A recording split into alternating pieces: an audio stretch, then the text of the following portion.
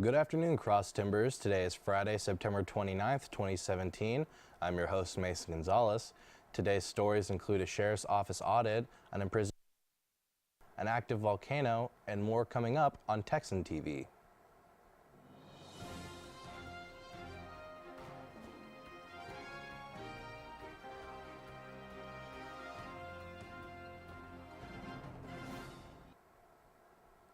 In local news, Erath County Commission were briefed this morning on an audit of the Erath County Sheriff's Department. The audit found that 6 employees were being paid for working times when they didn't officially clock in and out. Others were sleeping or intoxicated on duty, and some were watching movies on the job. Former Sheriff Tommy Bryant committed suicide on December 20th, 2016. His office remains under investigation by the Texan Attorney General's office. To read more about the audit, go to www.texannews.net. And now today's Texas national and international news from the Associated Press. A federal judge ordered 36-year-old Martin Ejode Sanchez Aguirre to be held without bond in El Paso as he awaits trial for drug trafficking of cocaine and heroin. The Mexico native and 4 others were indicted earlier this month for smuggling large amounts of cocaine and heroin into El Paso from across the Rio Grande near Juarez. Law enforcement officers said that almost 90 pounds of cocaine and over 20 pounds of heroin have been confiscated so far. Trial dates for Sanchez Aguirre and the 4 others have not yet been set. In national news, Illinois Governor Bruce Rauner signed legislation Thursday that will allow women to obtain state health care insurance and medical coverage for abortions. The law takes effect immediately. Many Democrats, on the other hand, are arguing that women should have the same access to abortion services. The Department of Health Care and Family Services estimated the law will cost taxpayers around $1.8 million. In international news, a sudden active volcano on the island of Bali is on the verge of eruption. Since every volcano is different, experts can't predict exactly when it will erupt. Scientists believe the volcano will erupt due to the amount of seismic activity it has been creating.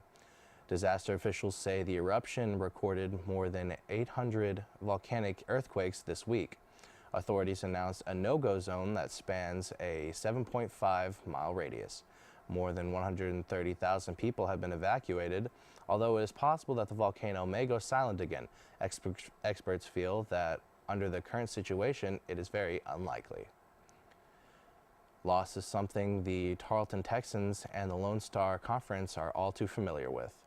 Tarleton athletes are mourning the death of the Midwestern State student athlete Robert Grays. In post on social media, Grays died on Tuesday night in Houston after complications of the neck injury. The neck injury happened in the 4th quarter of the Midwestern's win over Texas A&M Kingsville. Grays was flown in Houston after the game for medical attention. The injury occurred during a tackle gone wrong.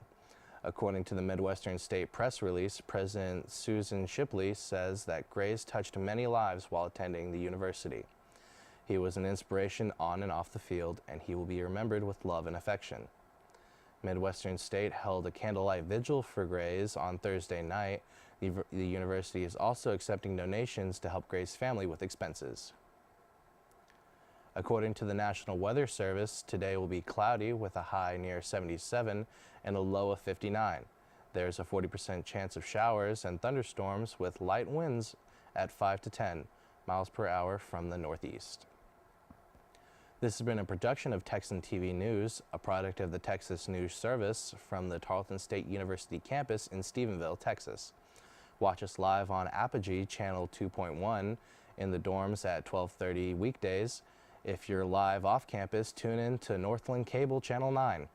You can follow Texan News Service on Facebook and Twitter and check out our website at www.texannews.net. For all your other latest local, state, national, and international news, today's broadcast was produced by Emily Kraut, Chris Gibbons, Mason Gonzalez, Destiny Ross, and Joel Stroud. Have a wonderful day, Texans.